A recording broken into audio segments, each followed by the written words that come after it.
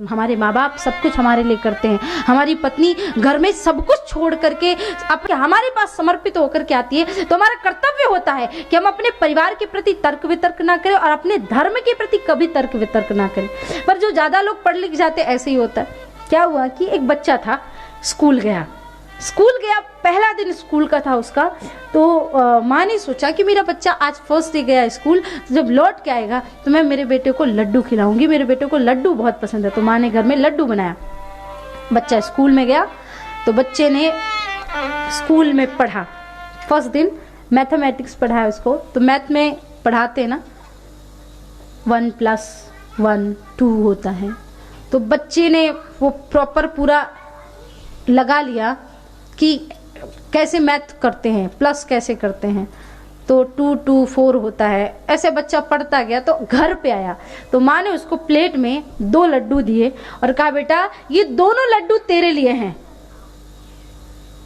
तो बच्चे ने कहा ये 2 नहीं है, ये 3 लड्डू हैं। माँ ने कहा बेटा मैं बूढ़ी हो गई हूँ, लेकिन इतनी भी नहीं कि मुझे दिखाई नहीं देता, ये 2 लड्डू हैं। बच्चा कहता नहीं ये 3 लड्डू हैं। माँ ने प्लेट में दिखाया 1 2, ये 2 लड्डू हैं। बच्चे ने कहा मैं भी तो वही कह रहा हूँ, 1 और 2 यानी 3, 1 और 2 यानी। अब वो बच्चा माँ को ही गुमराह कर रहा है, क्योंकि बच्चे ने तो आज ऐसा पढ़ा है ना कि 1 और 2 करेंगे तो 3 होगा। तो माँ कहती बेटा ये 1 और 2, बच्चा कह रहा है मैं भी तो वही कह रहा हूँ, 1 और 2 3, ये 3 लड्डू हैं। पीछे पिता सब देख रहा है। पिता ने कहा बेचारी माँ बच्चे के मोह में पागल है, इसको डांट के एक थप्पड़ लगा नहीं सकती। पर थप्पड़ भी लगाना कौन सी सही बात है, बच्चा तो समझेगा नहीं, ये कह देगा कि माँ को कुछ आता नहीं था इसलिए थप्पड़ मार दिया, मुझे चुप करा दिया। बच्चे ने कहा बेटा रुक रुक रुक, तेरी माँ अनपढ़ है, उसको पता ही नहीं है, मैं जानता हूँ ये 3 लड्डू हैं। बेटे ने कहा देखा पापा पढ़े लिखे, पापा को सब पता है, देखा माँ ने कहा सुनिए जी मैं इतनी भी अनपढ़ नहीं हूँ, ये 2 लड्डू। बोले चुप हो जा तू, तुझे कुछ नहीं आता, ये 3 लड्डू हैं। देख बेटा ये 3 लड्डू हैं। पिता ने क्या किया, प्लेट से लड्डू उठाया और 1 लड्डू खुद खा गए। पत्नी देख रही है, मैंने बच्चे के लिए बोला चुप रह तू। 1 लड्डू खुद खा लिया, दूसरा लड्डू पत्नी के मुंह में ठूस दिया, बेटा प्लेट, ये तीसरा लड्डू तू खा ले। जब ऐसी समझदारी आएगी ना तो हम बच्चों को समझा पाएंगे। और आप सोचो कि नहीं नहीं चलो ठीक है, कौन इनको जवाब दे। तुम बच्चा कहता मंदिर में जाने से क्या होता है, माँ बाप के पास जवाब नहीं, तो कोई बात नहीं बेटा तुम मत जाओ। बस इतने से बात टल गई और बच्चा मंदिर नहीं आता, संस्कार भूल गए सब। आपके पास जवाब होना चाहिए, हमें मंदिर क्यों जाना है, हमें तिलक क्यों लगाना है, हमें गायत्री मंत्र क्यों बोलना चाहिए, हमें हनुमान चालीसा क्यों पढ़नी चाहिए। बच्चे को ये बताना चाहिए, बच्चों को उनकी कथाएं सुनानी चाहिए। आपके बच्चे सुपरमैन, स्पाइडरमैन इतने बड़े उनके फैन हैं, आपने बच्चों को कभी असलियत बताई ही नहीं। सुपरमैन जो है वो कंप्यूटर से उड़ने वाला है, लेकिन अपने बच्चे को असली सुपरमैन बताइए कि हनुमान जी महाराज जो असली सुपरमैन है, जय श्री राम कहकर के 7 योजन समुद्र को जो पार कर सकते हैं, वही असली सुपरमैन हो सकता है, ना कि ये कार्टून और ये चित्रीकरण वाले लोग असली सुपरमैन हो। बच्चों को ये समझाएंगे तो समझ में आएंगे ना कि क्यों हनुमान चालीसा पढ़ना, क्यों मंदिर जाना, क्यों टीका लगाना है, क्यों बड़ों को प्रणाम करना है, क्यों उनसे अच्छे से बात करना, ये चीजें। और उसके बदले में आप कहोगे अरे इनके जवाब मेरे पास नहीं, जवाब आपको ही ढूंढने पड़ेंगे, कोई और जवाब नहीं ढूंढ सकता। तर्क वितर्क करते। तो मीराबाई से किसी ने तर्क किया कि आप ऐसा कैसे कह सकते हो कि ये धन है, राम नाम धन है, कैसे कह सकते हो।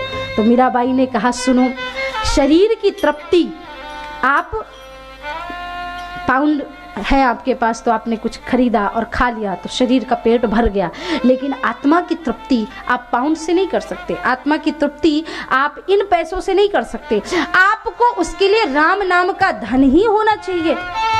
मीराबाई से किसी ने कहा कि ये धन कहाँ से मिला, हम लोग तो दुकान में जाते हैं, बैठते हैं, ऑफिस में काम करते हैं। भारत में देखा है लोग किसान घंटों घंटों खेत में हल चलाते तब जाके धन आता है, आपका धन कैसे आता है। मीराबाई कहती हैं वस्तु अमोलक दीन्ही भारे सतगुरु, करी कृपा अपनायो आयु जी मैंने राम रतन धन। राम नाम धन इतना अमूल्य है। आपको जैसे दुकान में काम करने से मिलता है धन, ऑफिस में जाने से मिलता है, वैसे हमें सत्संग रूपी एक जगह है जहाँ पे जाने से राम नाम का धन मिलता है। मीराबाई से किसी ने कहा, मीराबाई हम अपने धन को लॉकर में छुपाते हैं, बैंक में रखते हैं, आप अपने धन को कहाँ रखते हो? मीराबाई ने कहा, सुनो बढ़िया बात बताते हैं। आपका जो धन है आप उसे बैंक में रख दो, लॉकर में रख दो, घर पे रख दो, पर उसका जाना तय है। आजकल तो बैंक के लॉकरों से भी चोरी होने लगी। यहाँ तो किसी के घर में मैं रहूं और खिड़की खुली रह जाए तो आदमी 10 माइल दूर चला गया फिर भी लौट करके आता है। खिड़की खुली रह गई ऊपर की, बंद करना भूल गए, पहले बंद करना, चोरी हो जाती है। हाँ, विश्वास ही नहीं, क्योंकि होती है चोरी। मीराबाई ने कहा आपका धन बैंक में हो, लॉकर में हो, घर पे हो, चोरी होगा। और चोरी नहीं भी हुई तो कहीं इनकम टैक्स की रेड पड़ेगी, तो कहीं डॉक्टर ले जाएगा, कहीं पुलिस वाले ले जाएंगे, कहीं कुछ होगा। कुछ नहीं होगा तो बच्चा दारू पी पी के खत्म कर देगा, कुछ तो कुछ होगा ही महाराज, पर ये धन सुरक्षित नहीं रहेगा। लेकिन हमारा धन, ना कोई लॉकर चाहिए, ना कोई तिजोरी चाहिए, बीच बाजार में। और तो सबसे बढ़िया बात, एक बेनिफिट इस धन का बताते कि अच्छी बात क्या है इस धन में। आप किसी बैंक में जाओ और आप उसको बोलो कि मैं फिक्स डिपॉजिट करना है अपने पैसों को, तो आपको वो ब्याज कितना देगा? 7 पॉइंट, 10 पॉइंट या 14 पॉइंट, इससे ज़्यादा कोई नहीं देता, हमें जितना पता है भारत के बैंकों का। तो इससे ज़्यादा कौन देगा आपको ब्याज? लेकिन हमारा, आपने ऐसी कोई पॉलिसी देखी है कि तुरंत पैसे डाले और तुरंत डबल हो जाए? ऐसा तो होता नहीं है। मीराबाई कहती हैं कि हमारा धन ऐसा है कि इस धन के बारे में देखिए, खर्चे न खोवे चोर न लूटे, खर्चे न खोवे चोर न लूटे, दिन दिन बढ़त सवायो पायो जी मैंने राम रतन। आवाज नहीं आती। मैंने एक बात बता दूं, आपको विश्वास नहीं हो तो मैं रिपोर्ट लाके दिखाऊंगी, मेरी कानों में कम सुनाई देता है। पायो जी मैंने, पायो जी मैंने राम रतन। चोरी से चुरा नहीं सकता, बैंक से कोई लूट नहीं सकता, इनकम टैक्स की रेट नहीं पड़ सकती, और बेनिफिट इतना है कि तुरंत गाओ तुरंत डबल, तुरंत गाओ तुरंत डबल। एक आदमी ने कहा, मीरा जी जो क्वालिटी हमारे धन में है वो आपके धन में हो ही नहीं सकती। मीराबाई ने कहा क्या? बोले हम अगर भारत में रहते हैं और हमें विदेश घूमने के लिए जाना है तो हमारे पास पैसा है खूब, तो हम घूम के आ सकते। मीराबाई ने कहा, पागल, तुझे विदेश जाने का प्रोसेस नहीं पता अभी। विदेश जाने के लिए पहले तो पासपोर्ट लगता है, तो पासपोर्ट चाहिए, उसके बाद उसमें वीज़ा लगवाना होगा, और फिर किसी दूसरी नॉर्मल कंट्री में जाना हो तो ठीक है, बाकी यूके आने के लिए तो बड़ा लंबा चौड़ा वीज़ा का प्रोसेस होता है, ऐसे ही किसी को वीज़ा नहीं देते।